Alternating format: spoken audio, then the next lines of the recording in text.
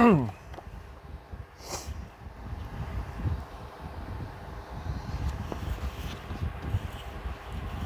Fenton Factor. The friends thou hast, and their adoption tried, grapple them to thy soul with hoops of steel. Hamlet, Act 1, Scene 3. Of course I knew about Fenton too, when I took that first cocktail off him in the public bar of the King's Arms. He had already demonstrated extreme precocity in winning the Newdigate Poetry Prize for a sonnet sequence titled Our Western Furniture, about Commodore Perry's historic opening of the Closed Island Society of Japan. It had a beauty and ominousness to it, which I shall try to catch by this brief extract. I saw the salmon flash, caught in the net. It was the only light, it flicked the spray. An energy to spawn and procreate, the sudden poet's cry, its silver gray. Dagger blade flash, a protest yet. I saw the ships and Nagasaki Bay. On the cover of the first published version was a paragraph from Commodore Perry's report to Congress in 1856, just 1 year before India rose in rebellion against the East India Company. It seems to me, opined the gallant Commodore, that the people of America will, in some form or another, extend their dominion and their power until they shall have placed the Saxon race upon the eastern shores of Asia. I think, too, that eastward and southward will her great rival in furniture and aggrandizement, Russia, stretch forth her power to the coasts of China and Siam, and thus the Saxon and the Cossack will meet. Will it be in friendship? I fear not. The antagonistic exponents of freedom and absolutism must thus meet at the last, and then will be fought the mighty battle on which the world will look with breathless interest. For on its issue the freedom of or the slavery of the world will depend. This seems quite redolent of the huge drama then playing itself out in Indonesia, or Indochina, a comparison to which James himself drew attention. But it came at the subject in a very different and much less propagandistic way than I had been doing. I take down my first edition of this poem, very finely bound by the Sycamore Press, a hand-set type operation run out of the garage of the poet and tutor Magdalen College, John Fuller. To Christopher Hitchens, from James Fenton, with much love. It says on the flyleaf, the inscription dated November 1969. When James's first collection of published poems, Terminal Moraine, came out in 1972, I have just noticed to my irritation it was inscribed to Chris from the author with lots of love. I hadn't before registered this qualitative degeneration. What I had noticed at the time was an observation by the great Roy Fuller, honored laureate of the 1930s and father of John, at a party at the latter's house in Benson Place. You're a friend of young Fenton's, then, he said gruffly. I allowed as much. I rather think that he writes as well now, if not better, than Whiston did at his age. I knew this would please James, who had first been introduced to Auden and Coleman through some mutual friends in Florence, but I also knew it wouldn't go to his head. Ah, that head. Redmond O'Hanlon was later to compare it to an owl's egg. It certainly did have the most domed and sapient appearance, and under the arc and curve of that skull lay an extraordinary variety of elements and materials. The first of these was a sort of direct line to the tradition of English poetry. The second was a talent for burlesque and parody, often manifested with an almost manic glee. And the third was a buried seriousness that, as with his mentor Auden, derived from a sort of post-Christianity based on a form of English Protestantism. He also, broke as he was, and as we all were,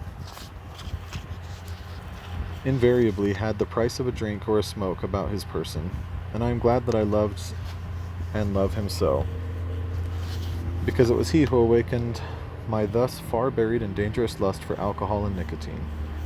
Friends, somebody said, are God's apology for relations. I was one of those who had tended to think of friends at school as comrades or acquaintances or co-conspirators, or cronies or sex partners, or an occasional salad of all four. Monastic school and college traditions, I will plead, made this less freakish and grotesque than it may now look on the page. I did have a friend, Michael Prest, my former rescuer from bullying and the only man I still knew from school. And I had a comrade, James Pettifer, who was a playwright and polymath and internationalist. It was so that we could all three find a fourth person to share the expenses of a house in the wastes of Cowley Road that we were meeting Fenton in that pub. All of us, I am sure, would still date our future moments from the one in which this encounter occurred. It isn't a matter of looking back and thinking. This was when I met the finest English poet of his generation. I already knew, or at any rate believed, that he was the finest poet of his generation writing in English. The pressing question was, could he be induced to write a few stanzas that would be of immediate help to the cause of the socialist revolution? I knew that Auden had been inconvenienced by similar demands, but I also believed that I was more persuasive and subtle, and less dogmatic than those who had tried to induce him, too, into composing lines that could be employed as weaponry.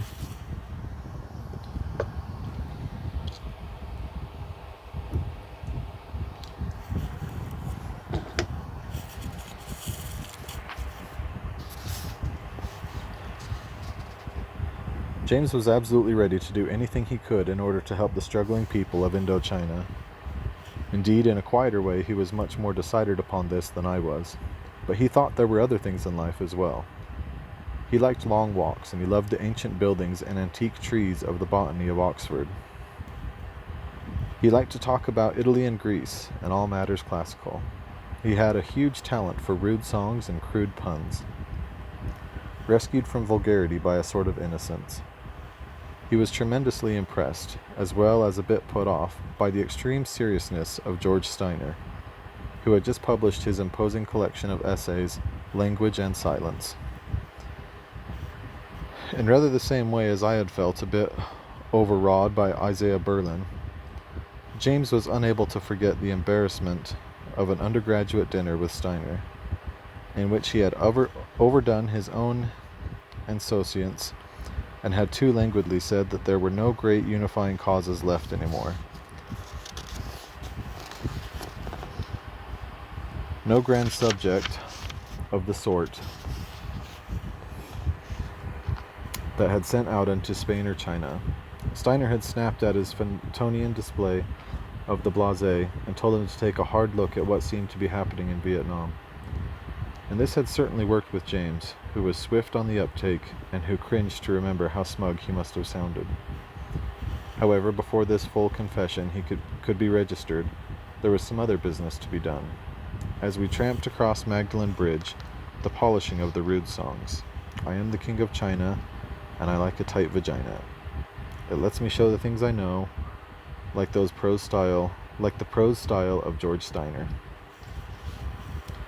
James' King of China series, which had to follow the scheme laid out above, where the first line could not be changed at all, and the subsequent line should be obscene and, if possible, failing if the above case, mildly homosexual, was obviously a minor key achievement for the times.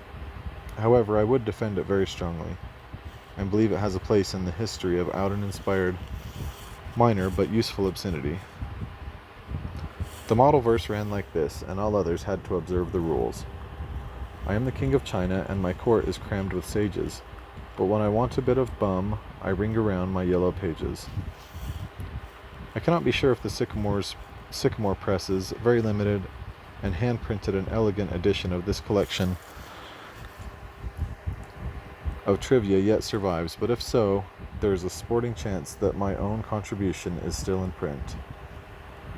I am the king of China, I'm a patron of the prize ring, and every time my man's on top, you can feel my boxer rising. I already knew in principle that word games like limericks and acrostics and acronyms and crosswords are good training in and of themselves. I cannot then guess the harvest of such marvels that lay ahead, but I did dimly appreciate that the Fenton Factor was having the effect of making me somehow less rigidly disapproving.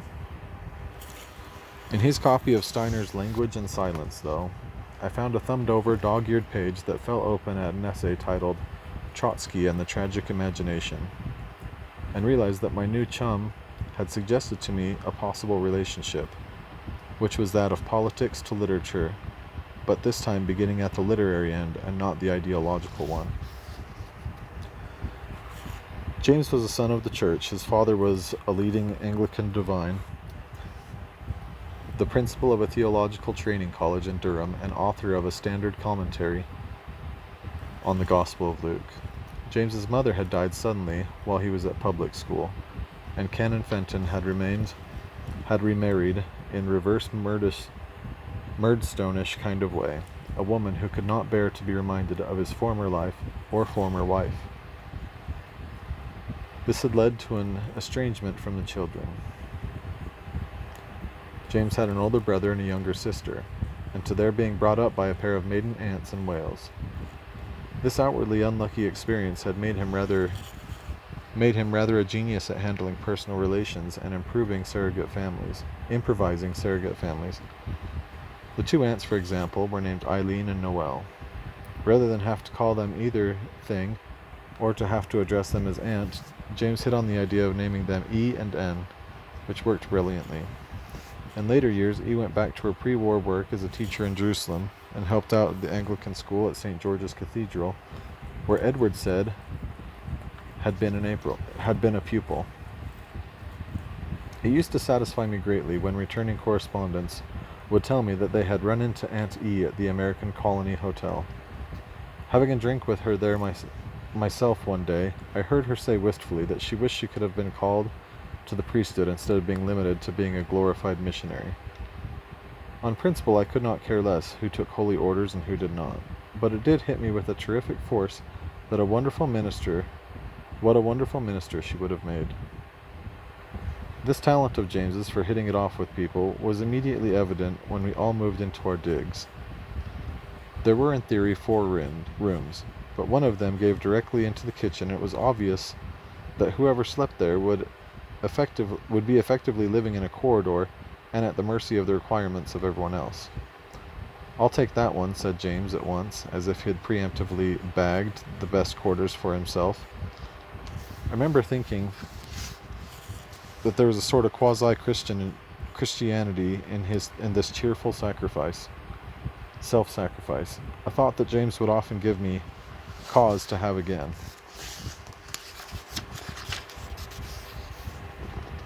It was additionally decent of him in that he was the only one of us who didn't, at the time, have a female companion. Incidentally, Pettifer's girlfriend and wife-to-be was called Sue Comely. Michael Press was named Liz Horn. Mine was named Teresa Sweet. Later, James was to have a walkout with a Valkyrie look-alike named Elizabeth Whip. And it was he who first noticed when we were together that the firm of Comely, Horn, Whip, and Sweet would make quite a sensational brothel management team. Apart from renewing the interest in poetry that I had been in danger of letting lapse because of my political obsessions, and apart from getting me to smoke the deadly brand of Players No. 6, the tokens of which he collected in the hope, perhaps, of one day buying a gramophone or an electric kettle, as well as to imbibe teachers' Scotch whiskey, Fenton changed my life in 2 other ways. We were walking along Turl Street one day when he stopped to speak to a small, slightly pouting, yet rather stern-looking young blonde man, who had on his arm an even more blonde girl. The girl I slightly knew. Her name was Alexandra Wells, known throughout the university as the enticing Gully, and she was the stepdaughter of Sir A.J. Ayer, also known as Freddie, whose book Language, Truth, and Logic had brought the work of Viennese philosophers to England. A tireless and justly celebrated fornicator, Freddie was the patron of our Labour Club, and one of the few senior academics who could be counted on to sign petitions from the insurgent left. He's brilliantly caricatured as Sir Roy Vandervane in Kingsley Amis' neglected masterpiece novel, Girl 20.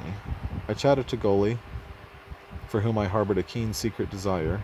She was later to say to me, on the sole occasion when I have heard the words used literally, not if you were the last man on earth, and who was the only young woman on campus who had dared to try the latest fashion for wearing hot pants.